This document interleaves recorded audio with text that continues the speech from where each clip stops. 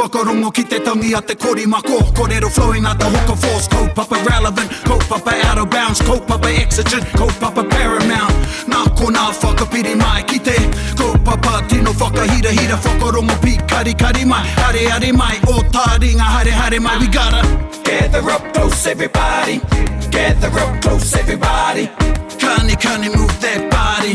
Kani move that body. Whakarongo rā ki te ara whānui tūai te kīngitanga nā mātene te whiwhi kia whiti kauka he ki reira. Ka whiua ki roto whanganui ko pēhi tūrua ka he ki reira. Ka whiua ki roto rotorua ko te amohau ka he ki reira. Ka whiua ki roto te tairāwhiti ko te kania takirau ka he ki reira. Ka whiua ki roto waikato. He mane heke mai no ngā mātāwa ko te motu. Kingi pōtatau, kingi o te tika, kingi tāwhiao, kingi o te maungarongo. Kingi mahuta ko te kingi o te rangi mārie, kingi te rata ko te taupuki whakamārie o te whakaoranga o tā te atua I pai ai. Kingi koroki, te mana motu ake o ngā mātāwa katoa te motu. Te Arikinui Kuini. Te atairange kāhu, te wahine tuatahu tohungia e te motu kia tu hei Kuini hei rau. Kura mahaki, morungai ngai ui katoa, nānei tui mai te moana nui a kiwa. Kingi tu heitia, kingi o te kotahitanga, ka hiritia, te ingoa Te Arikinui Kuini Ngā wai hono I te pō. Anei, I tangitana matua I ngā rākau e mate, anei, I whakanuiti ai, e tātou, tōna Koroneihana, whakanuitanga, tuatahi, o tāna rā Koroneihana, ane e mihi ne I runga I ngā wairua pai I rere ai, I roto I ana kōrero, o tira, I tā tātou noho tai, ki tēnā marae o tātou, tūranga wai o te kingitanga e kinei e tai o te ao katoa, kei a koutou tēnā, hoi anō ane a Taringa e mihi nei kia koe, kei Te Arikinui Kuini Ngā wai hono I te pō, o tira, ki ngā iwi katoa I rūpeke mai, I mātakitaki rānei, a koe tai I mahi, Kāriro ko Erika, ko koe te karu atua. Te karu atua, oe. Te karu atua, engari anei mātou, e whakapau atu nei te pokapū, ara te bustling metropolis. Te omatu. Beep, beep. Atu I te ipurau I rauringa manakitanga te wānanga o te roa. Kia ora tātou katoa, I'm still a bit whango from the other week. Ai, Kia ora, kia pai ora. mārire. Kia ora. Pai mārire. Pai mārire. 52 minutes long te pōwhiri. Oh, te motu. yes. Yeah. I know. And you know, Kareo I reira, but I heard yeah. that it was a lot of mahi for those pakeke up the front. I heard. Hei runga, hei raros for 52 minutes. Hei runga, e mihi anau ki ngā kaumātu ai. Ai, O rātou, mano anui, mano aroa kaha. Yeah. It was like, tō, hei runga, hei raro, and half an hour later, it's like, this is the song that doesn't end. Yes, it goes. Engari, ko te aroha tērā o te motu. Ai. Hey. Ai. Yeah. So, kia ora tātou. Te roa, te hiku. And whether you were there or not, physically, I know, and I'm not on the social media, koutou e ngana ana ki te toro mai ki au. I just saw a post, not going to say what it was. And I was like, wow, it's the first time I sort of like seen these sort of Facebooky things. Yeah, because a lot of the time it's fake book. Anyway, wai o tērā kōrero. Kia ia.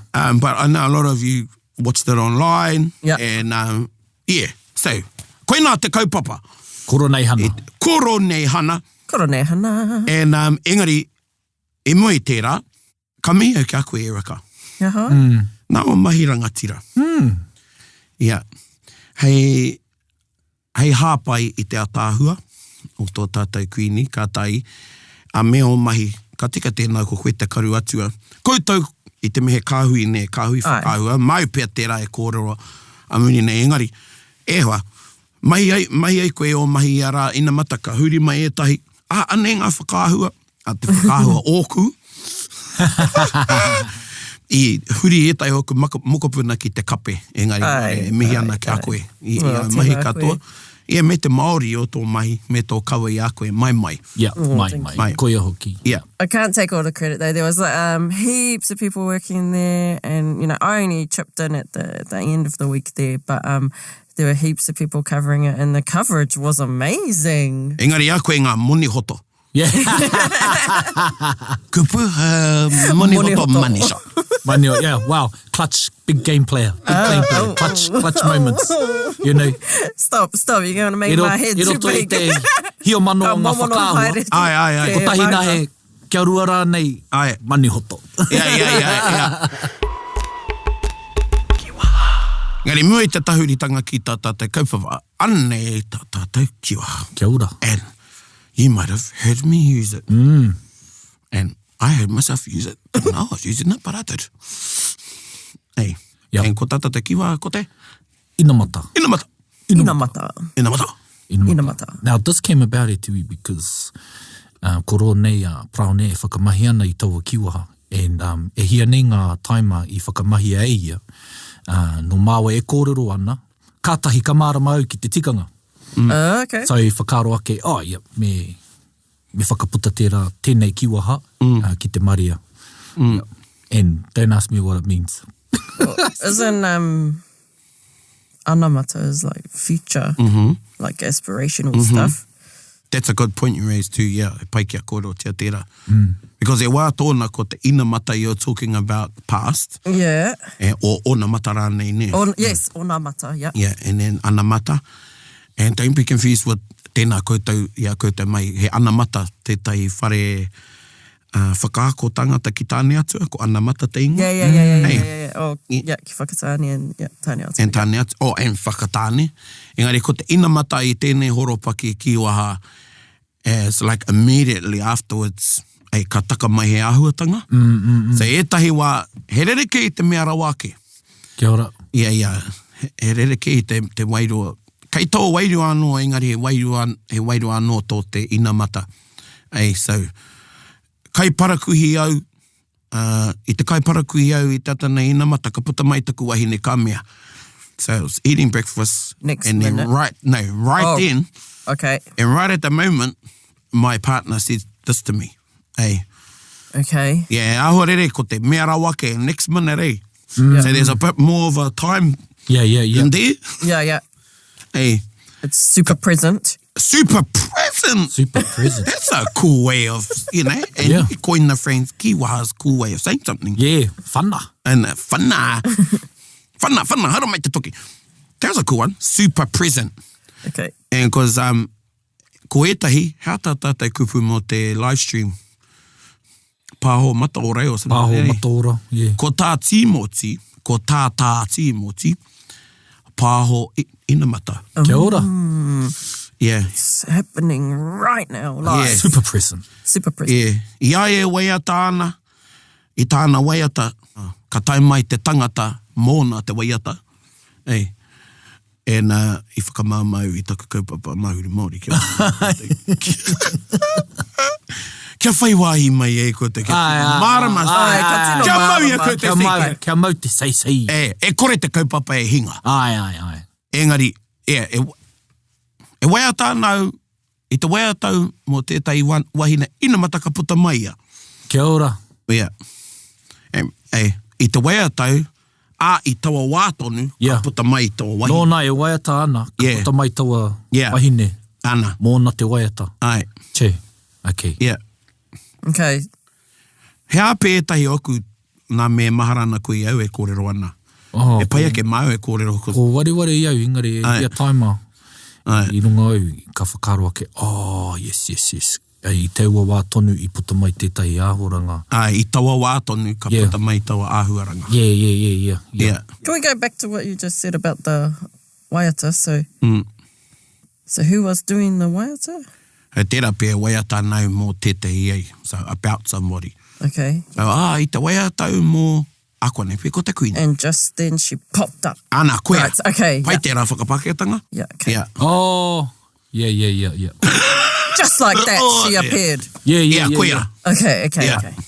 Yeah, pai tēnā. So, koera tētai tikanga I tērā horopaki. Yeah. Ei. Yeah. Okay. Tērā rānei I wehe mātou I te kāinga. Wehe tonu I te whare. Ina mata, ka mahara ki taku hōpaki pūtea. Oh, yeah. Ei, nā, he rereke ne, me ka mea rawake. Yeah. Kare tika ki reira. Yeah. So you left the whare and just realised you forgot your I tō wātau. koha envelope. Yeah. Tērā rānei, kua taitātou ki te marae, Ka tai ki te hoko o kai i te toa. Ei, taku tainga ki te tau pai ina mata ka mahara ko wareware au. Yeah. Yeah.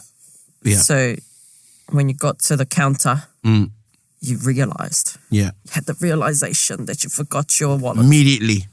Immediately. Yeah. Okay. E mui taku toro ai. Right. Yeah. E reke tērā i It's te not like mara you- wāke. Ka taka It's te not like kapa. you searched and yeah. found. Yeah. Right, okay. Koia. Yeah. Yeah, okay. I reira ka me kātahi au ka maha. Right, yes. Yeah. E paku rereke. Yeah. And then I realised. Yeah. Not like that. Okay. Nei, i te kōrero mai i nako nei, e kōrero ana māua ko te puaheri mo etahi o ngā tūhonohonotanga o ngā pui nui tonu, me ngā tātai o te whareriki o pōtatau me te whakatūnga mai o te kingitanga. I ai e kōrero ana ina mata. Ka maharau ki tētahi kōrero i kite ai au i tētahi puka. Yeah. While I was talking, hang on. Repeat that bit again. Ei ai ia mau e kōrero ana i te ahara ai. I ai e kōrero ana, ina mata ka maharau ki tētahi puka. Oh, yeah. And I just remembered. So while you were... Right at that you point, were both awa talking. pēra. Yeah. Yeah. Oh, you just remembered. Ahau. You You, just okay. remembered. Yeah. Right. So no No i a koe.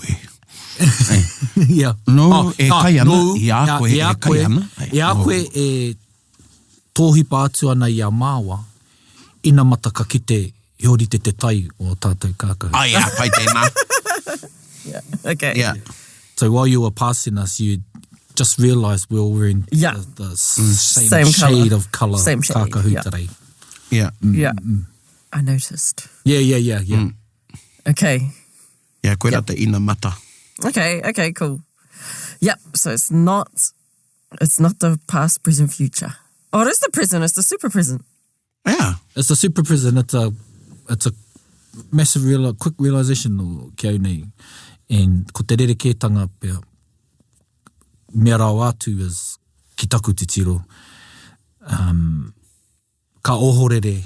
Well, he ohorere anō, engari ka puta mai tētai āhoranga mo te mea rao atu. Next thing you know, Yeah. E awa minute, pērā. yeah. Kora te rerekētanga. Well, it's more of an addition to that one. Ana, koia. Yeah. Yeah. Where this is, and it just blah, blah, blah. E tino kaha ku kuia te kōrero whērā. Ina mata e mea uaua ka rongo i etahi o nānei, o tainui nei, e whakamahi ana i te ina mata. Yeah. Ai. E ka pohe e etahi te wā ka rongo, engari pēne i te puahiri, me āta rongo, me rongo rawa, me nui ngā taima e rongo ai koe. Yeah. Mau ai a koe te wairo o te kōrero. Yeah.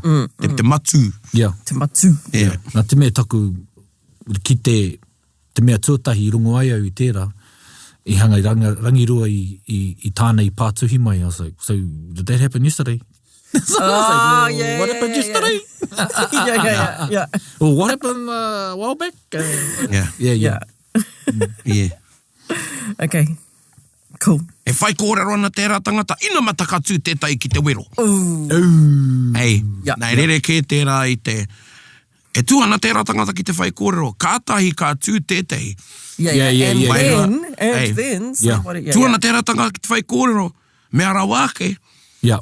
Ei, Next minute, yeah. So, ina mata ka tū tētai ki te wero. Yeah. Ei, and then they just got up to do a whittle wa ki te... to challenge him. Koera. Yeah.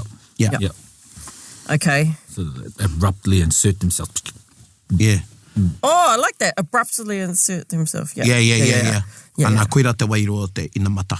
Yeah. Kia ora. Ka pai. Ka pai. Oh, wow. All of those inamata, onamata, anamatas. Yeah. Now, ko Te Arikinui Kuini Nga wai hono i te pō, tō tātou anamata. Kia ora. Tika. Irakati, ne? Irakati? Irakati. Irakati. Okay, he aha ai. Furutopu. Frutopa. Why is there irakati? So, kia kororo tātou mō te tikanga o tana taitara mena koina pia te wā tika. whakamārama atu pia, ki te iwi, ki a tāta anō, te tikanga o tana ingoa, kamatu me kaua e whakahua pōtatau te whirawhira, te tuawaru. Yeah. Nāna. Hea te tikanga. Well, e mua hea nau, ko rongo au, i ngā pānui o kawa nei, ko tana taitara motuhake, Te Arikinui Kuini Nga wai hono i te pō. E ko e tahi e whakahua tonu ana i taua koiki nei, e rei te whiore, but te roanga ake pōtatau te whirawhira, te tuawaru. Hea hi pērai, hea te tikanga. Kia hoki aku mahara ki te wā o tōna matua o Kingi Tuheitia. Ko tai taupe muri mai, ka puta tērā kōrero mōna. Nāku hoki i wero. Ai. I te mea i tērā wā kihai au i mōheo, hea te tino tikanga. Nā, ke moia mai koutou, te wā ia pōtatau te whiro. Ka mate a pōtatau, ka ara mai a tāwhiao. Engari matu taira i te tuatai. No muri mai o tū kāro tōtana ingo tuatai, engari matu taira, pōtatau te whiro. Ka mate ki ingi tāwhiao, ka mau ko tāwhiao, ana ka heke kia mahuta. Mahuta tāwhiao pōtatau te whiro. Ana ka pērā tonu, tatu noa ki a Te Arikinui.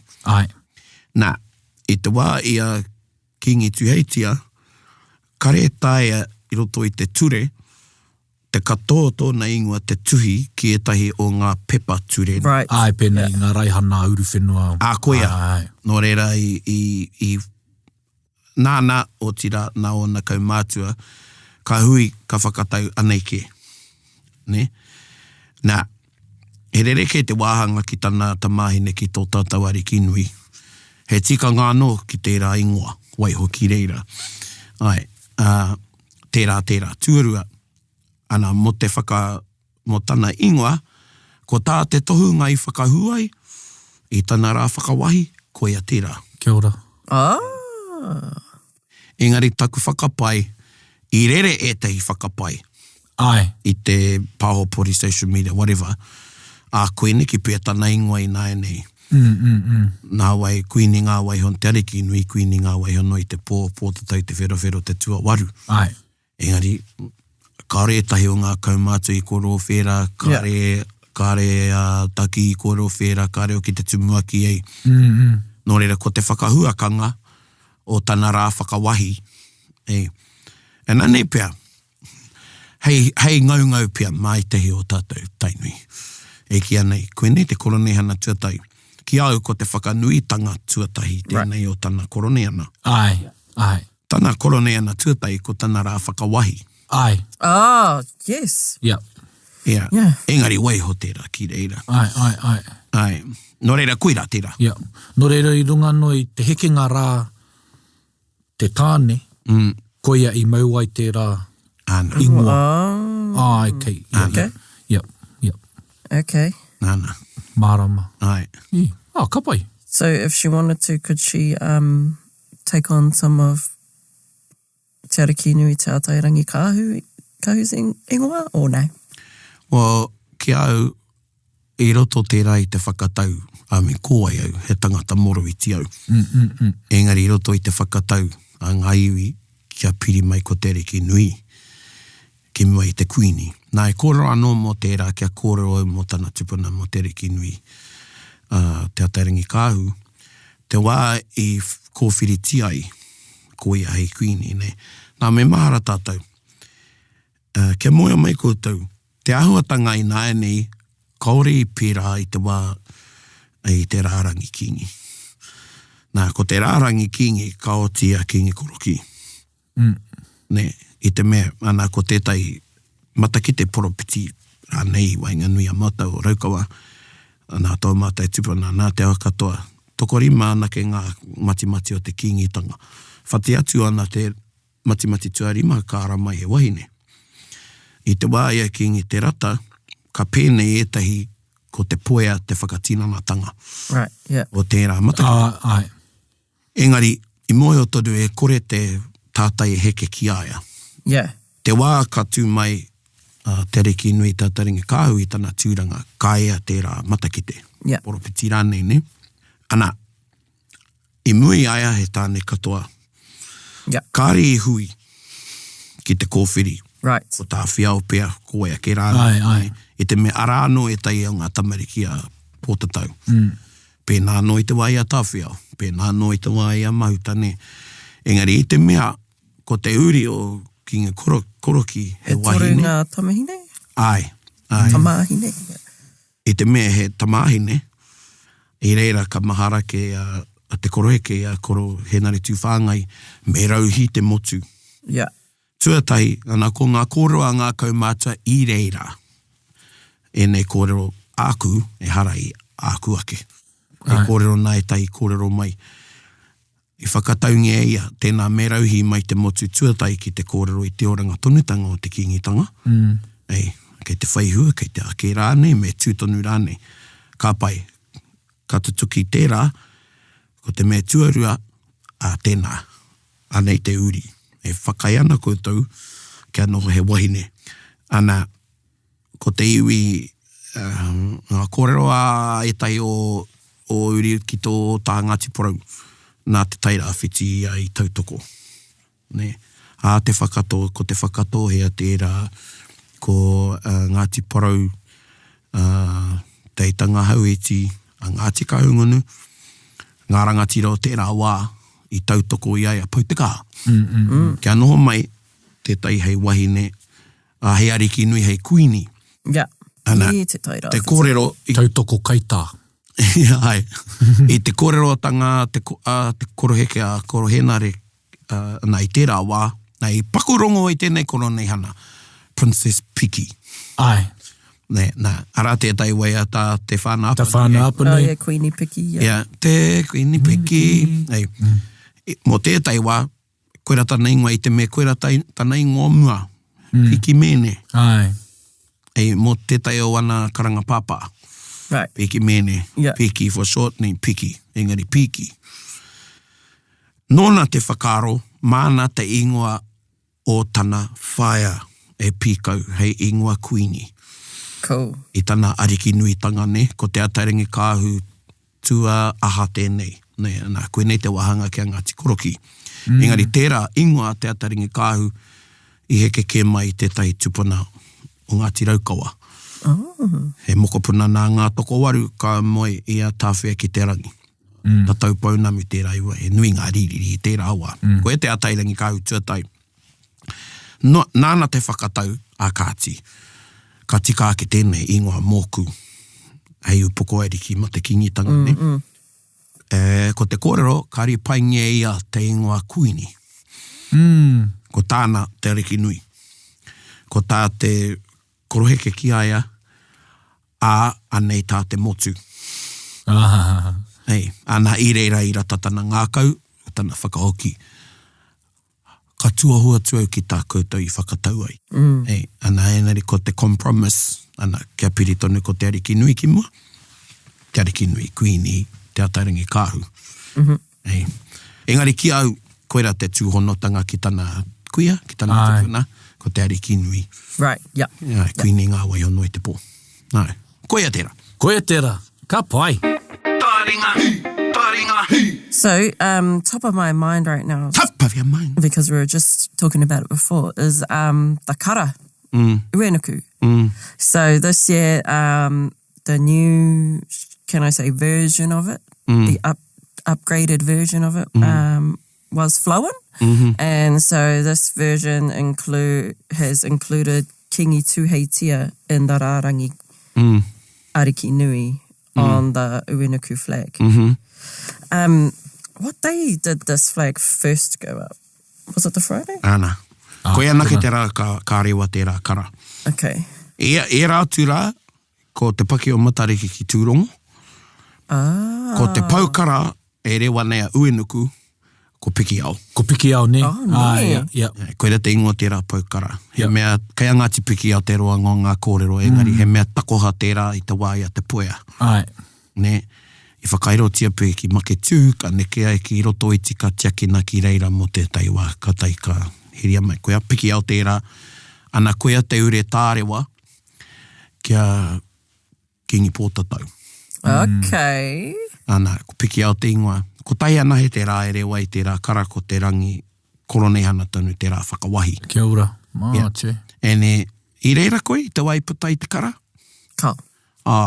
Muri aroha kato te iwi.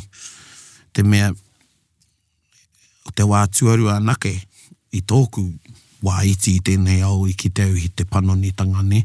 Yeah, ai, koia. E ni ata whi koe mai e tai kātangi te iwi. Yeah, I watched some of the footage. It looked like a real special moment. Yeah. Ahakoa, i moe o mātou, kua mate no atu a kingi tuaitia. Kua tangihia i engari ko te kite i tana āhua i te paukara me ona tūpuna i te kara o Uenuku i reira ka tūturu whakamate. Ai. Ei. Anō nei, ko tana whakairinga, whakamutunga, ki runga. Ai. Yeah. E ne mihi tonu anau ki te kingi i te mea ko tūranga waiwai anake te marae. Me tētai o mātou marae te wā i whakanuitia i te tahirau 35 o Hoturoa, te tangata o Tainui, ko nā mātou te kingi i tono i tētahi o ana kara. Te paki o Matariki i whakaaro ai mātou, engari te aroha o te kingi kao, ko Hoturoa tēnei no rere i haringia mai e ia te kara o Uenuku. Ana kārewa ki runga ki tō mātou mare, ka ōrere taku iwi. Engari he pī ki kara te rane. Kapi pē te rā pakitara. Ai. Ena kei runga katoa nā whakāhua o rātou mā te rārangi kingi, te Arikinui te Taringa kāhui nā nei, kingi te aitia. So ko Uenuku te rā. Cool. That's so cool that you guys got to fly there. I do remember you telling us about that. Yeah. I roto i te whakapono o Tainui, ko Uenuku a io. Yes. Yeah. He ingoa torohu te rā, mo io, mo te mana o te rangi, mo te riri o te rangi, mo te tapu o te rangi, tūho o te ora pai mārire ko Uenuku. Cool. Ka puta ngā kōrero ko Uenuku te pau ko nā whetū te kaumārua tōna karauna, ko te rā tōna kākahu, ko te marama kei raro kei o na waiwai. Che. Okay. It was like, che. Okay. Well, Hey, and you know, koutou e tai o koutou e whakarongo ana, he manu korohi, he manu koroki o ki. Hey, he wahine karanga, he tangata whai kōrero. che. Nā, he rongo ana koutou e tai kōrero, hei whakamahi pē mā koutou, kei a koutou tēnā. Engari, me ata moe o koutou, me whai take, Yeah. kei mahi a noatia, hei whakaniniti i tō mahi. Tēnā me whakaro marika koutou, me tika ana tā koutou e mahi nā. Hoi anō.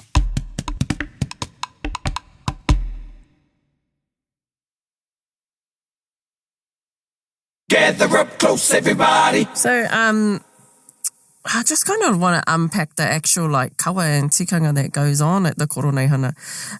So prior to the Friday, well, it's not the last day, right? Prior to the Friday, it's the kawemate days. Are all 3 of them kawemate days? Kau, tētahi rā, ane e tahi mea hou i tēnei tau. Okay. I mua rā, ko tētai rā mō Ngāti Haua. Oh, really? Nā, ko rongo koutou i te kupu tumuaki, ana ko hone i nā nei te uri o Wirimutāmihana. E rua nā wāhanga ki te whakawahi. Tētahi, te karakia Māori, i tērā tau, i kapi tērā i atak. I tēnei tau, te mokopuna, te tama ānaru, te tumuaki o mua. No muri mai ko te kupu tumuaki. I te me, ko tupu Taringa kawa, tana tupuna, ko te wā tēnei a kingi tāwhiao, ko te tamaiti tēnei a Wirimutāmihana, tarapipipi, te waharoa. Nā Wirimutāmihana, nāna i karaiti ana ai, a Ngāti Haua nui tonu. Nei. I runga ke iaia tana matua, ko waharoa. Te waharoa, he rangatira, he riri tērā, he toa. He ke mai ki te whakatupuranga i a Wirimutāmihana, ko ia i kapo ki te paipera. Ka tahuri a Ngāti Haua. Whawhai tonu. Engari, taka mai ki nāia nei, hei ui kaha, rātau te whai, i tō rātau hāhi, te whakapono i roto i te kreipiture. Ka taka ki a tupu tai ngā kawa, ko te tūnga o te kauhanga nui tērā. Oh, E rua nā pāre mata, ko te kauhanga nui, me te kotahitanga.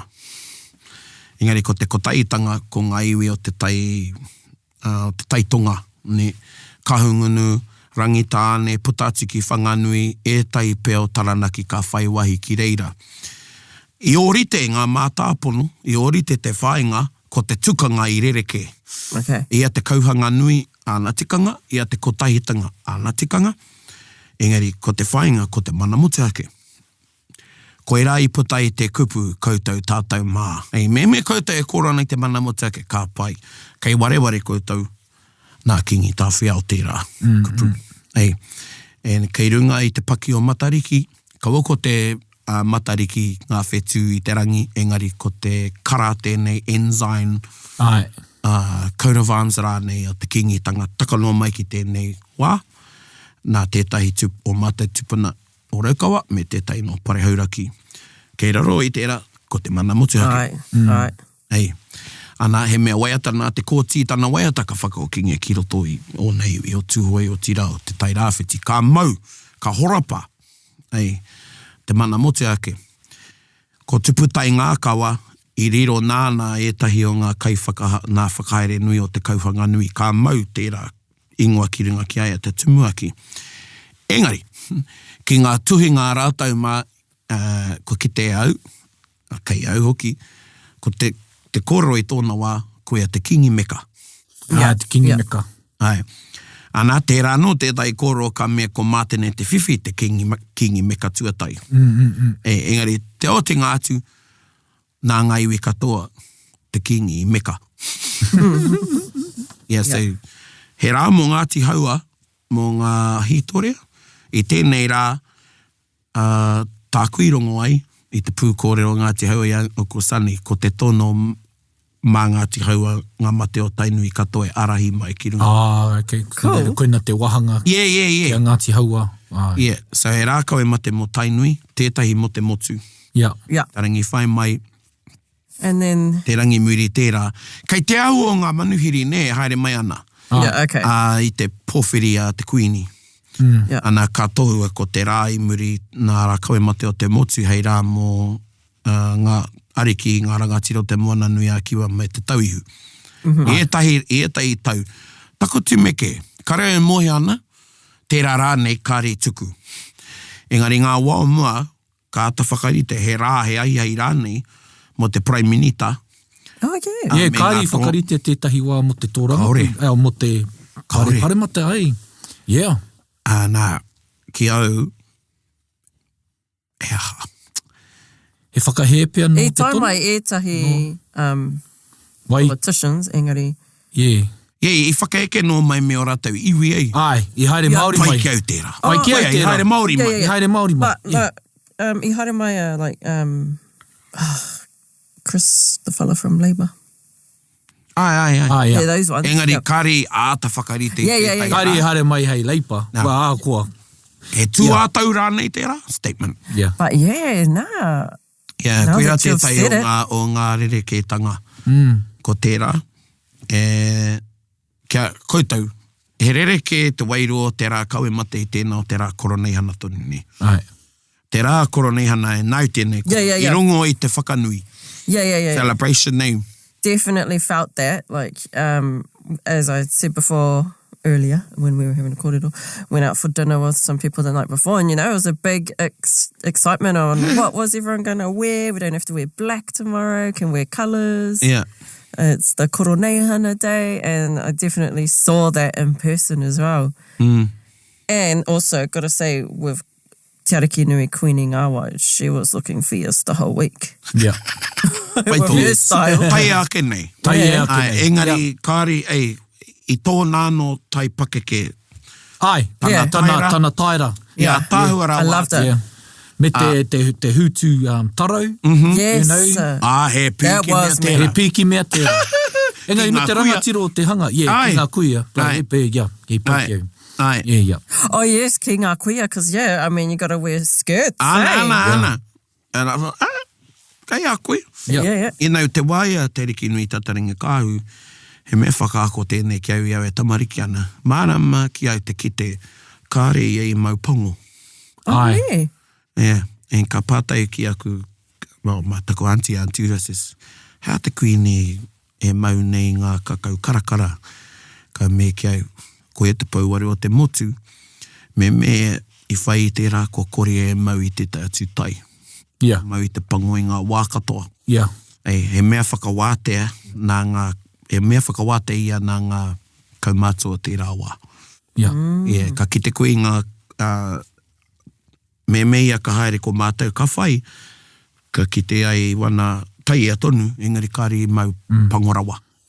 Mangu rawa. Pauaru o te motu, i tika ana kia mihi a tonutia Te Arikinui ngā wai hono i te pō ki taua kōrero? E pai ana kia ki aia, e te pauaru o te motu, i wahana i ngā... Koe nā ngā mea hei wānanga mā tainui ki tāku te tiro. Yeah. I te tai mea, ana ki te kōrero... e toimaha tērā ki runga i... He toimaha tērā, yeah. Yeah. Yeah. Kamatu ko te whakaaro, te mokopuna, te motu, i runga no i tana taiohitanga. Wai, kaua I ara māku. ke tērā i te wai e Te Arikinui au. Ai. E ne tino, tērā whakaarea ngā koroheke, ko ngā wiriwiri o te ao Māori. Ko ia. Nā rātou tērā kōrero. Nā ia. Ka heke ki e tai o taku whakareanga, e māra nei i whakatika ngie e te. Wā kare tika ana. Ai, Yeah. mā te tamariki rawa Yeah, tērā. Yeah. Ei, Yeah. kaore. Yeah. Hara e. I runga e tai e mea nā te tamahine a te motu. Engari, kanoho tonu au. Yeah. Ki tāku. Yeah. Yeah. Ka reu i rongo i etahi o tainui e kōrero whērā nei te wā o tana kuia o Te Arikinui ta Taringa kāhu. Ia te mokopuna te motu. Nā te motu anō tērā kōrero. Yeah. Tika. E ka hoki anō ki te kōrero mo te wā te rā i ata whakarite ai mō Ngāti Haua. I pērā i te wā i a te Taringa kāhu? Kua nei pea. Ai, I te aku mahara i aua wā. I ana tau whakamutinga ai. Yeah. E nā wā e kia Ngāti Haua, mai tērā. Yeah. Ia, mai tērā. No reira he nui ngā whakarere-kētanga. Ka mutu ko te trona, a rātau tērā. Ai, koia. Yeah. Ko tai ana he te wā, ka noho te riki te trona, ko te rangi i tohu ai. Ai. Hei whakawahi mōna, ne? Ka reko e ki te iaia e noho nei toa trona, engari nā Ngāti Haua tērā i whakairo. Oh, yeah. Ana i tērā tau, nā rātau anō tērā i heri mai ki woho. Ai. Nā rātau anō tērā i whakapaipai. Yeah. Kia nā māwhaiwhai ngāhe ke rānei taua tūru. Ko te ahure wa tapu e kōro tia nei, he mea wairua tērā. Okay. Yeah. E hara e te tūru māri ka pērā me te trona. Te trona, yeah. Ko te trona hei nohoanga mo te wā o te whakawahi ana ki. Okay, yeah. Ana, ko te Whereas ahure wa tapu. He mea figurative. Yeah. Koia. He taumata. He taumata. Te ahure wa tapu. Ai. Yeah, pai. One other thing that I really liked too was seeing, I don't know if this has happened every other year and we just haven't got to see it, but how for her close whānau and dignitaries, how they had a bit of a celebration night. Yes. Yeah, that was cool to see. Yeah. Ai, te pō te tūrei tērā ne. Yeah. Ia, banquet dinner. Yes. Yeah. He mea, hare te mea muna engari, hare te mea tūmatanui. Yeah. Kāta pōwhiri ia i ngā rangatira i ngā ariki. Esteemed guest. Koia. Yes, esteemed guest. Esteemed I just thought it was cool because, you usually just see, all the more sad and melodramatic stuff. You know what I mean? Yeah. So it was cool to see a bit more happier life as well. He nui ake ngā karu pēnei tō karu atua i tēnei wā. Kuia pē te whakahāngaitanga o tēnei ao huri. Me te pai hoki, we can take it in our stride kia rangatira i ngā mahi, So, kei hea te raina, mena ko te kaupapa mato taua wā, ko te kawe nei i o mate, ki runga, ki roto anō i te mahau o mahinarangi. Kei hea te raina, ka huri tō kōrero ki te whakanui i te Arikinui Me pau, te roanga, te katoa rānei, o tō mihi ki ngā mate. Ai. Me aha rānei. Ai, nā, ko te tauira e whai ana au, ko tāku i rongo ai. Ko tāku i kita i e tamariki ana. Engari, te waia te riki nui, no te waia ki ngi te heitia, nōna te whakaaro kia puta mai. Ne? Te waia te riki nui tataringi kāhu, kari puta mai mō ngā rā kawe mate. Nera. Kei pērā hia ia. Ka riro te rā iaia. Yeah. E harei te mea nāna no ia i whakataitei. Engari ki te puta ia, ko ia te aronga matua. Ai. Engari ko te whakaaro ki ngi te aitia, he aroha nōna ki ngai ui haere mai, me ora tai mate e ne tika. He whaina raina. He whaina raina. Kia kaue e riro i te mea ko tana tino rā. Katoa te wiki, mō nai. Engari ko tana tino rā, ko te rā whakawahi, te rā Koroneihana tonu ei. En koutou tātou ei. Mehia ia, mehia te kuini. Engari, pērā anō me te kaupapa. E haere ana e ki te tautoko. Nā koe tai ho nā mihi kua huri he mihi miti tau. He take rā nei. Ana ko te kaupapa kua kai muri ke haere ana. Nō reira, ko tāku ki a tātou, tēnā mihia, engari, kai roa rawa. Yeah. Kia kapi a koe, mea rawa ke kua ahua kānga haere. E kore eke. E tai o ngā mihi kai ngāri koata, tēnā tātou... I tā tātou kuini. Tēnā tātou i tō tātou kuini e noho mai nei wanga nui a tātou. E te ariki e mihi ana, tēnā koe, huri ki te kaupapa. Huri ki te kaupapa. Nā, because me nako... I paku tute mai e tahi ei. Ko he rawini pē, ko wai rānei. Ka me, kia mau ki te kaupapa. Kia mau ki te kaupapa. Rā mate. Kaua mo te porotiki, kaua mo te take, whakaaro. Engari, kei te ka kitea, mehe mea he pūkōrero tērā tangata. Me pūkōrero, tai atunuti e ia, o nā no whakaaro mo e tai o ngā take o te wā, te ruirui, i ana mahi, i ana mihi ki ngā mate. Kei te aho rāne. Koronei whakaaro pērā, mena ka waimari, engari, he hau ke au ki aku waka. E tai kua haere mai ki au i ngā wānanga, i te kāinga nei, tō mata hapu, me te motu, i haere nā, kua kore e puta ki te motu, i nā nei. Anyway, taku pātai tuatai ki te tāne, pirangana ki te whai, i te whai kōrero, hea tō pirangi. Pirangana koe kia tū hei kai kōrero, hei pū kōrero rānei. He rereke. He ao anō te ao te pū kōrero. En kara e whakahuahua kōai, engari tēnei wiki, ruarua ngā pū kōrero. Ruarua ngā pū kōrero. E hara tērā i te whakaiti, i te whakatuanui rānei e tahi ake, i e tahi ki runga ake i e tahi atu. Engari māra māna te kitea kōai ngā pū kōrero. No e rā pūkenga, kaore rānei. Koe. Is it like preset beforehand, like who... Like how many iwi are speaking and in what order? Is there a certain order? Kare moe ana mo te motu, engari mo tainui ai. Hei, tōna tikanga, ko āta whakaritea. E tahi wā ka tai mai, ina mata ka puta mai te tai atu. Yes, actually, that happened a couple of years ago. This one iwi over there and over there. Para ko... Ina mata ka haukoti, ina mata ka tū. Ina mata ka whakaroroanga.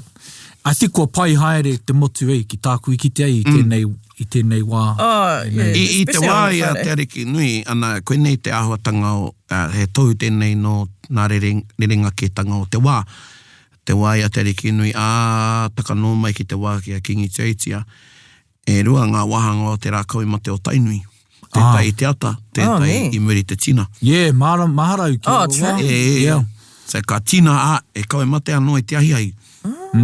E nei e rima e ono taupea ka mahu e nei ka whakatau. Kao, anei, taita wā mō ngā kawe mate katoa. Pērā anō te motu. Tētai i te ata, tētai i te ahi ahi. Engari, anei ngā hotanga o te social media. Ka wawe ake te mōhi o tia o ngā kaupapa o te wā. He māmake te whakahuihui. Ai, māma, māma. Tikanga, i tōna tikanga, ko māmake. Ngā wā, i ona wā, ka timata ngā iwi ngā, I te hui ngā wiki i mua. Koera. And then ka tai ana ki te wā, ka rereke anō. Yep. Nā tai kua kōrau kia tangiwai, anti tangiwai, kua te manukura o Wairere. E nā ina i te kōrero mai ki au, nā te whanaungatanga o he te kia te kani te ua. E tērā rangatira o taitanga mahaki o puta noe tūranga me te tairāwhiti. Ana i whakahohoa ia kia piri pautapu me ki kia kingi koroki engari ko piri pautapu te kaitaka wainga. Nā piri pautapu ia i pōwhiri kia heria mai te kapahaka ki te Koroneihana. I kapahaka ai a Waihirere nā te poea. E nā tangiwai tērā kōrero, i te huringa haeretanga o te pōmanga tāwhiri ki te kohi muni, mō tūranga wāwai, ka hoki a te hete kia ki Wairere ka me, i kite au, i te kapahaka tātou, engari, e ai kia tangiwai, me oku anō whakaaro, me ako anō rangahau, kare anō e tai i āta whakatōpu i ngā mahi. Kia whakaeke, kia poe, kia waia Taringa, kia haka and off. Ana ka whakatōpu hi e te poea, te tū kapahaka, ne? I ngā iwi ngā waiata, ka tū koe ki te haka, he poe, makere. Ka hokia he te kia te kani te ua, ka me, ana e tākui ki te ai, whakatūngia e kapahaka. E nā kona i tūai a Wahirere. Ana ka pakari haere, ana ko te kitenga te ro Waihirere, piri pautapu o tira e kingi koroki, e te ao, ana ko tamararo, tērā. Ka tū te Koroneihana he whakataitai reira i ngā wāmua. Ko te rereke o te kapahaka ki te Koroneihana, and you'd be lucky if you had 3 judges. Kei te mārau, i au i ta heikura, kei te momi paipanga, kai whakawa. Ko te kōrero tīmoti kia, tā tīmoti, pāpā, i tēnei wiki, i te wiki ka mahuera. He goes, tāna nohanga tuatahitanga, taimano iwarau ono te kauma iwa. I tāna hokinga mai rānana. Ka tohua ia e ngā kaumātua no te whakawā. E kao, e wi te tau huata. Ko te kare moe ana, ko ea te padre, te minita. Canon. I tērā wā, nāna whakāria mai tito. Kia ora. Nāna Timoti i no whakanoho ki reira. A mea Timoti, koroa i rānana, koroa kare e whakawā kapaka, ka mea wi te tau kia. E pai ana Timoti, ko te painga o te whakawā ki tūranga wāwai, kare ngā kai whakawā e he. Ko tā te kai whakawā i whiu atu ai, ko ia tērā. I aku haerenga mai, tamariki i tērā wā, tokorua pēr.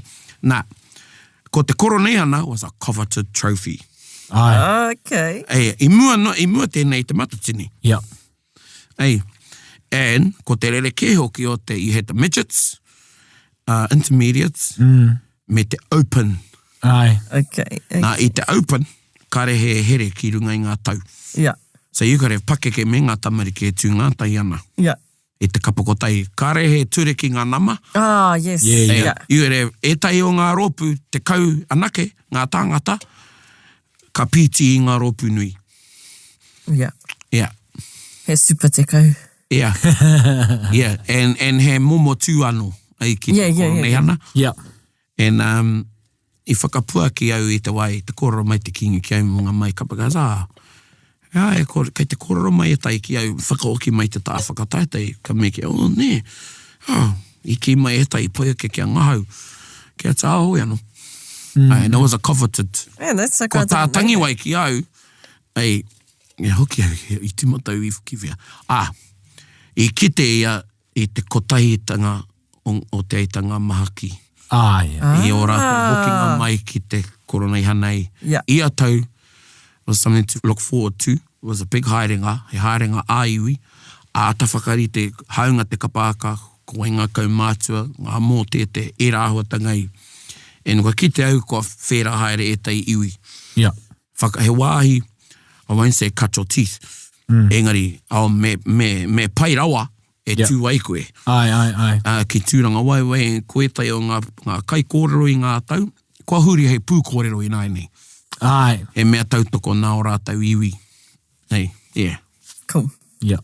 That's so cool. I had no idea it used to be competitive. Yeah, te kapaka. Yeah. Oe. Hei, mai koutou, kōrera, o tira koutou, kei te whakarongo mai pia taku hoa wāta. Toko ruana, e rua nā tīma o tō mātou haikura o Lakes High. Mātou me ngā novices.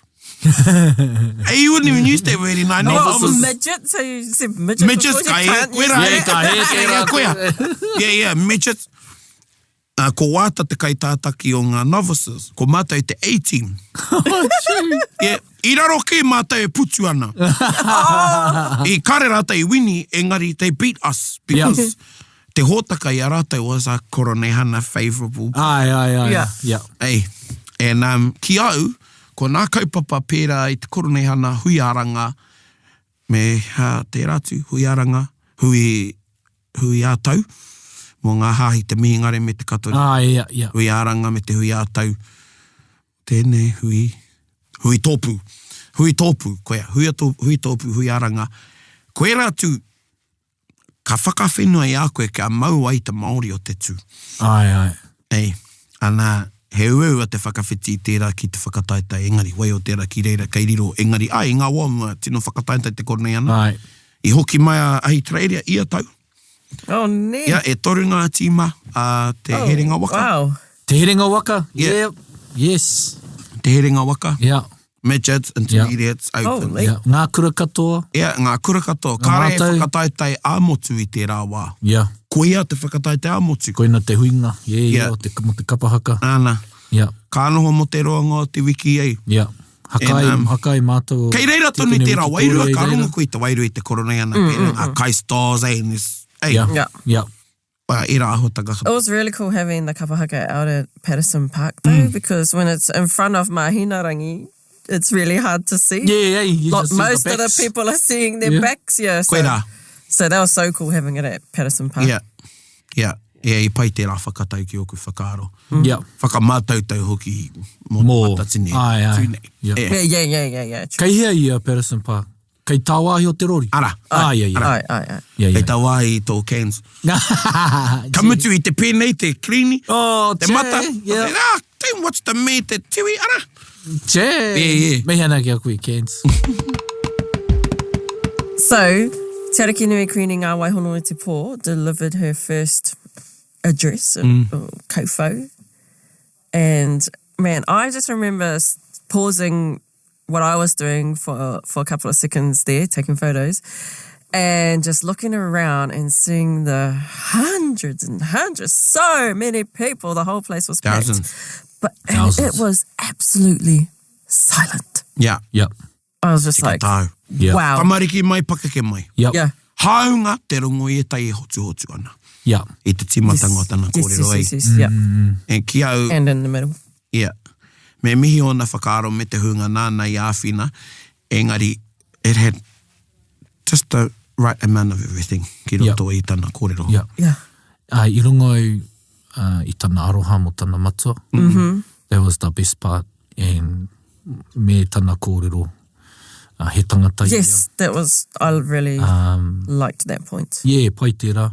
And I konei au e whakahaere ana I tētai kaupapa rā ipurangi. And I te ki au, ki te haere tonu tēnei kaupapa ka whakairia kia mātaki tātou I a ngāwai, I a Te Arikinui.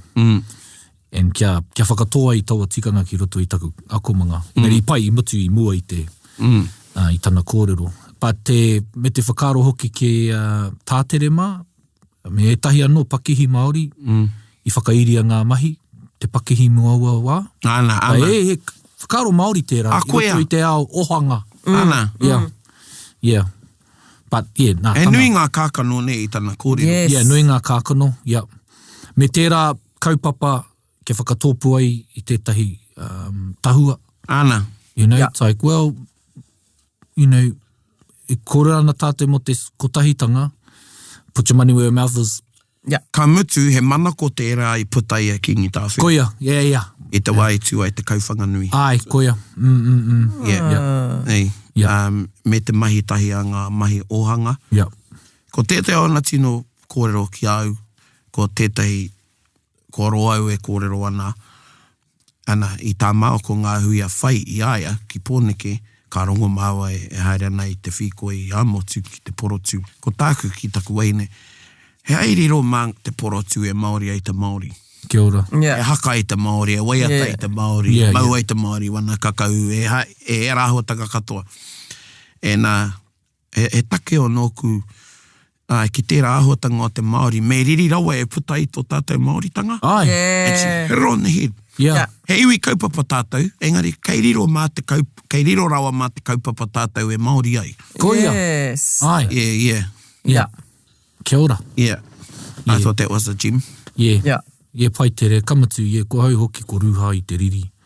So I kanu te riri. And I rongo i tana matua i te me ko te kauwhau whakamutunga kingi tu eitia, ko te uho o ana kōrero, hea te hua te riri ki te kawana enau ai, e he ana engari kau e haere runga i te ngākau tūpakaka.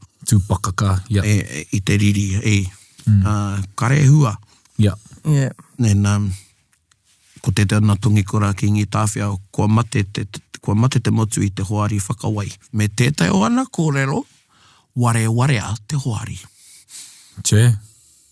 Warea te hoari. Ware tia ai. Warea. Warea te hoari. Te tangata whakaara pakanga haere ake nei, koia tonu te utu. Ene kamatu ki te au te whakairinga o te hākinakina. O tēnei taunahe nei, kia pai te... Is it just for this year or? Aua.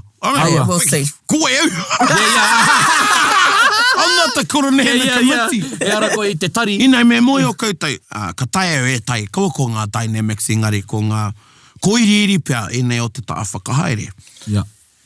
E komiti tō te marae, tō tūranga waiwai ne. E toru anō nā poraka kei reira. Kia ora. I te marae. Nei. En ka tae koutou enei te tiro i te engari. E toru, he komiti mo te marae, he komiti anō mo te Koroneihana. Nei. Tāpiri ana ki tērā, kei runga ko te mano o te kuini. Me te whare ariki. Ko mahi nārangi me tūrongo, he wāhanga no tērā. Te marae o tūranga wāwai, he wāhanga no tērā. Koia. Ko kimi ora, me o nāhuatanga.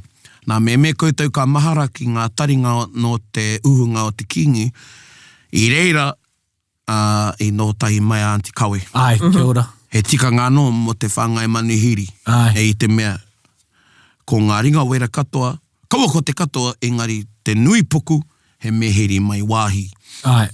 Now, koe ranga koiriritanga ne, whakahaere. E nui ngā manga. Ana koera. Engari ko tai te kaupapa. Ko tai te kaupapa, ko tahi ana ke te Arikinui. Ene, mihi a te whare kahui ariki, e harau i te ariki. Nā, pai ki au te kōrero a rāhu i te rangi o te Koroneihana. Kua mutu a koutou mihi mai ki a tainui. Tēnā, te rā tēnei o tō tata Arikinui. Utaina ngā mihi ki aia me ngā kōrero ki aia, and that saved a lot of time. Kos ka ahua, nini pā e tai, me mihi au ki te tainui. Kei māu e tētai auranga. E me rongo tērā. En ki au i tino rongo i te rerekētanga o e rārā i te rārā.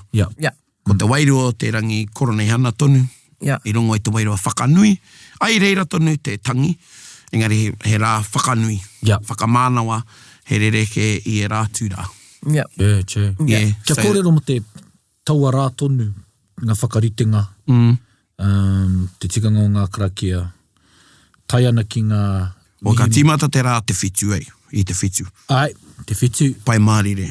He pai māri ngā... Me ki te kura o te ata, te kura rānei o te awatea. True. Nā ka piki a tētai o e rā. Tētai. Ka piki ai te kara o te paki o matariki ki te kara, te paukara ki tūrongo.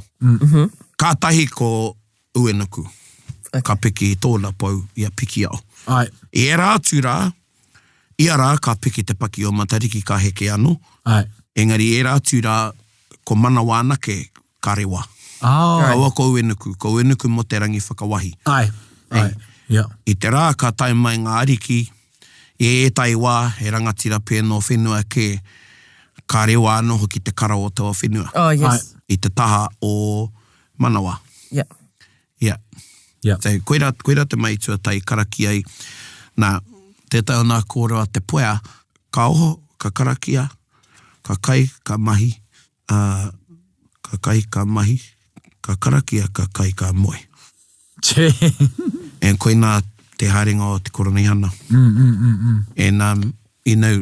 Tika, miha nau ki a koe Cairns, tērā kainga o tātou I nā rawa he kua rua te kautau. Yeah. Mātau tātou, e hoki ana ki tēnā kainga I. Kapi katoa te papa, ia mātau I o mātau moenga kare matarihi. Ai. I te tangihanga o Te Arikinui. I moe I te horowai, I moe I te kitini. Kua rua te kautau. Nginau, mai tērā wā, haere ki te Koroneihana I atau mo te roanga o te wiki. Koera te mahi. Ka oho, ka karakia, ka kai, ka mahi, ka kai, ka karakia, ka moe. Pai. Ko te mahi, te mahi a etahi, he tunu kai. Te mahi a etahi, he patumiti. Ai. Te mahi a etahi, kare kouta e ki te he mano tāngata I muri. Yeah. Etahi iwi o tainui nei kare tai mai, engari kei te kohi. Kei te kohi, yeah. Kei te mahi kai, ki roto o ngā tireri ahu. Yeah. Ki ngā iwi e tatana ki te moana, ko tā rātou mahi mo te roanga me ngā maramai mua, he ruku. Ai. He ruku kai ei. I te me e whia kāre e rikirika. Ai. Kāre tētai tangata e parea. Ai. I te kuaha o ki piora. Kia ora. Mana ki tia te tangata I, ko te whakatinana tanga tērā o te mana motuake. Tika. Ai. Maharau ki tētahi kōrero mo tētahi whānau, kōrero ana rātou mo rātou I Ngāti Haua. Ko tā rātou, ko te pata. Ka haere te tangata kohi, hei tā ia whare he pauna pata. Ai. Yeah. I was like, fuck, tērā tikanga. Ki hana tōria tēnei kōrero. Ana. So this is something that I only became aware of last week, was that, so during the Koroneihana, all or most of the other marae around Waikato are closed for that week. Yeah. Is that, Well, I does te that mea always happen? katoa kai turanga wawai. Yeah. Nā koera, ngā marae tatana ki turanga wawai, he whakahaere anō a rātou ei. Yeah. He whakakainga I ngā koea. te hunga ko taimai, ne? Ina etahi o ngā wāhi pērā me taharoa I ngā wāmua kāre he rori. Engari, ka mahi kai rātou ngā wiki mua kā tukua. Engari, e ua kia taikato mai Ngāti Mauta. Yeah. Nō reira, ngā tautoko a tēnā kare kitea. Kei pēnei mai koutou, and I'm sure you don't, but, don't get, and I ngā hui katoa, anei tāku, don't get caught up with the suits and the nice gears, Yep. Maumau taima me kare koe e hoki nei ki tō marae. Yep. Ai ko te paipai a te riki, tētai āhuatanga I. Engari, this is the tip of the iceberg. Yeah. He nui anō ngā whakahaere I muri. Yeah. Nā wānanga ki te ako I ngā waiata. Ai. Ko wai kei te mai ngā karakia, te ata whakanonoho I ngā iwi. Ai. Kia whai wāhi ai ngā iwi o tainui ki tērā paipai. Ngā whare iti, tainui ki e rā mahi. Me mā. Whakapaipai I ngā whare e rā mai katoa. Ka moe ana, e whānau anō ka mara. Ka mai, ai, koia. E moe katoa na te ao, kei rere tahi ana I te papa. Ki waho ki muri. Yes. The Ruru gang. Ana. The Ruru gang. Ana. Ai, yeah. Nō reira kunga te taha karakia, ia whakapono, he wahanga tō tēnā. Koea tētai me rere ke pai ki au. Ai, yeah. E te mea koroa taku ngā kau e pātai ana, moa whēuru ai te karakia Māori. Ai. I pai kau te koroa te kāutu ko tēteo ana kōrero I te rā whakawahi, te rā Koroneihana tonu, kia mauki o whakapono. Yeah. Kia au nice touch tērā. Yeah. Kia kaua tāpiri engari. Kia hoki mai, kia puta anō te karakia Māori. Me te pai Māori re. Tērā wā te tangi krei me ua karangona E rā karakia pai mārire, he rereke I te kura o te ata me te ahiahi me te awatea. Me koutou kāre taima I te whetū, kāre rānei, me kāre a moko I reira, I think e rua nake ngā rāi ka haimai moko. Ai. I nā wā mā, ko te kōrero ki a mātai, he tapu te kura o te ata. I nā nei me rā kura, I nā nei wā me piranga ki te ako, kei reira. Kei reira, Ei, e wāhanga tapu tērā. Engari koira e tai o ngā whakawāteatanga te kihingi I tōna wā. Kingi tuahitea. So koira te tai mai rereke te rā karaki o mua. Ai. I pai te hono ai ki ngā kura o te ata. Taku kataki au anō. Taku tō tātou hoa taku tuakana ia chei. He tangata moe, he tohunga ia.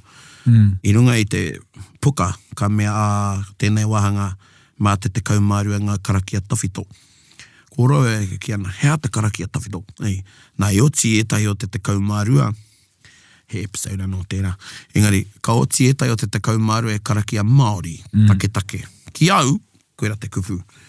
Mai ai a chei tētai hākari meta. Āke rāne me hea nei bada, engari no te hāi katarika. He karaki a tawhito tērā. Ai. Koea tētai o ngā, ka mutu ko ngā iwi o whakanui, koea e whai ke ana rātau I ngā katarika wiwi. Ai. E rereke I te katarika aira. Aira, E nui ngā Māori e katarika I whai ke I te katarika airini. He wairu anō. Ai. Taina ki te tare anō. I kite au te kanohi o tētai, te wā e karaki ana, chei. Ai, hoia. So those all, I thought they were nice touches. And me, katoa ngā whakahaere, he mea kite, he mea tohu. Ai. He mea kōrero ngā tai ki te kuini kia pai ngē ia. Ai. Pai. E ka oti te wahanga ki ngā karakia, ka huri ki te motu, ne? Ana. Mā te motu, me ngā kōrero whakanui I te whakawahinga o te Arikinui, ne? Me te rui e tai kākano. Ai. Hei whakaro mana, hei. Hei whakaro, ai. Hei kapi au te māranau te kora heroini, tā heroini. A ka pai o tū manako, ko te rangatai hei hoi tō waka. Beautiful. Tūru. Ai, kauawere kia hari. E rāhuatanga. Koe te āpōpō I reira pēni, I reira e tahi pounamu gems. Ai. Pai. Engari rereke te wairo o tērā rā I te kawe mate. Ai. Tino whai kōrero nei tērā kawe mate. Engari ka kitea te tauhau. Me tauhau koe ki ngā tikanga, me te wairo a te Koroneihana, kāri te koe ki te kōnui mamai. E tai kōnui mamai, engari meako. Ka hoki mai ana tērā tai kua waia. Engari e tahi, koe nā te mate ne, ki te haere mai koe mō tētai rā anake, arā te Koroneihana, tēnā rā, he wairu anō tērā rā. Ki te kore koe no mō te roanga, ka mautonu koe, ka here a rānei ki te wairu o te rākau. Me te whaiti rānei o whakaro, te tiro. Ki te au te rā I taua rā. I think rua rā ki mua o whakaro. But even iau, kua pakeke mahara nei, iwa, kare au no te whakarongo ki nā kora katau ka aere ki te haututu. Tamariki au I tērā wā. Ko te kapa aka te tino aronga. Ai. Iau me te hoko kai. E ne he hanui te ki, ko ngā mana o te moana nui a kiwa, tō rātou whakatinana I te whakaiti. Te noho ki te papa. Te āta tuahu. Tuehu kia hokianga. Ki mua I Te Arikinui. He atāhua tērā ki au. Ko tā tātou he whakakupu I e rā āhua. Ko tētai mea hou anō I tēnei tau, I āta whakarārangi hia ngā iwi ki waho nei, me ngā signs. Ka pai. Āta tūra kāhui a iwi nei. Pai. I te whakaeke mai, rā mātai haka pōwhiri atu ana. Whakawāte he te marae, e rā atu tau, e rima pia ngā rārangi, I te matua, te kapa, te matua. I tēnei tau e rua nake. te nuinga kātu i te rā tawhā, wainganui a te poea me Ai. o Murira, Awatiki ki Miora. Nā konai wā te te marae. Ai. Ana i tukua kia whakaeke mai ia iwi, ka huri. Ne, tūki moea mai nā rangi mo te tai wā, me te kite te kuini, me te kuini ka kite hoki te kuini a rātau, ai ki tau e tai e mea ne a rātau ai ki hā, koe tai hoki i tu au, a hau e mei taku pōtai. Ai. Ka huri ka haere, and then ka paku tū mātou, we might get 5 seconds and then, hei runga i raro anō, this is the song. Yeah. Engari, i tangi pai au i te aroha o te motu i kite ai. I te mea ko ngā iwi whakaeke mai ai, i kitea te nui puko o te iwi. Ai. Kaua koe tai kanohi anake. Yeah. Ei. Yep. E āta kitea tērā.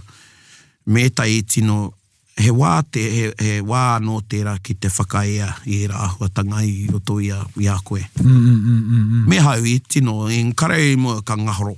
Ai. Engari ngā ahuatanga o tērā tau, ko ngarau mahara. Ai. Me aku tangi ki aia i te mea moe ona tātou i te aha ki tātou no tātou e pērā ana ngā tau. Ai. Yeah. Ana e mau ana ia i te pōtai a te motu. Hei kuini. Ana ko tētai wāhanga nui o tana ao i takahia e ia hei rangatai kua kore nānei. Ai. Engari, ka tai atanutia te noho ki roto i te harikoa. Ai. Yeah. Yeah. Yeah. Okay, this is the episode that's going to end. Hei runga, hei rā.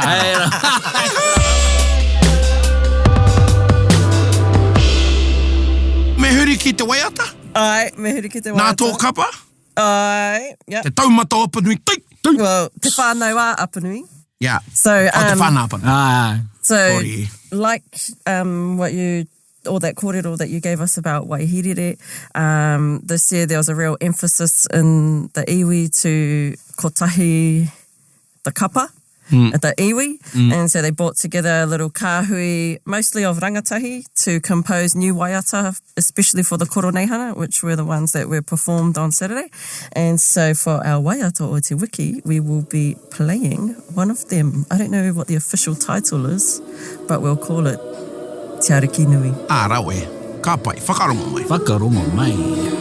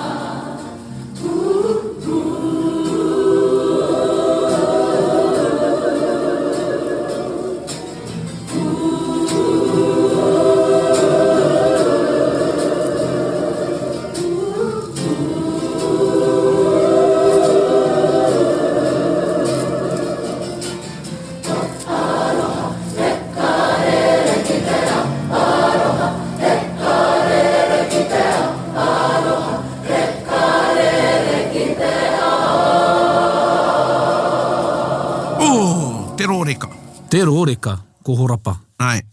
Yeah. Yeah. And we're gonna see that, the new compositions you know, cometh a new Arikinui, so cometh new song, koea. new times, New history. yeah. And Her story. yeah. And you know, nā tana taitamariki runga no i te whakahiti. Ka rewa mai tētahi anō reanga. Koea. He whakakotahi nei i a tātou. Yeah. And tika ana, ko hao te rangatahi, ko pū te ruha, ko hao te rangatahi, engari pai te kōrero ki au, e mohi anau ngā mea tawhito. Kei whea ngā tauranga ika. Yes. Kei whea ngā tauranga ika. Nō reira, kia mahi Me pātai ngātahi. ki ngā... Koea. Harei te whakawehewe. Kia mahi ngātahi. Yeah. Kia tīpakohi au te kupu mihi a Kōtri huata, koea te waha ki o ngā tikaunga nui te rākaui mate. Tēte ana tino kōrero ki au. E te Arikinui kia roa ngā rā o tō kuinitanga. O tō reina. Nā, koera te hāngai o ku whakaro i tēnei o. Yeah. Tika. Bueno, e mihi ake ana e te iwi, ka are kore. Kua haere koutou ki te whakarongo, kei te warowaro rānei ngā kupu a tō tātou tohunga tui te kai i roto i o koutou taringa. Te ramo nui ake, ngā pātai, ngā whakauru. Engari ai ki a Erika Ana, this is the episode that must end. Yep. E wā nō pia ka whirawhira i etai a te āhuatanga. He nui. Engari, e mihi ake ana. Yeah.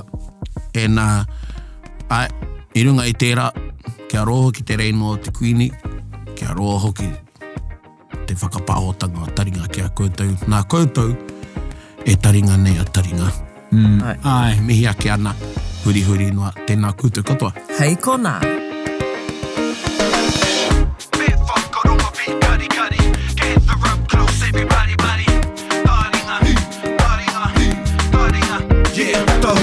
Ki yo, whakarongo ki te tangi a te korimako. Kōrero flowing out the hookah force. Kaupapa relevant, kaupapa out of bounds. Kaupapa exigent, kaupapa paramount. Nā ko nā whakapiri mai ki te kaupapa tino whakahira. Whakarongo pi kari mai. Hare mai, o Taringa, hare mai. We gotta gather up close everybody. Gather up close everybody. Kani move that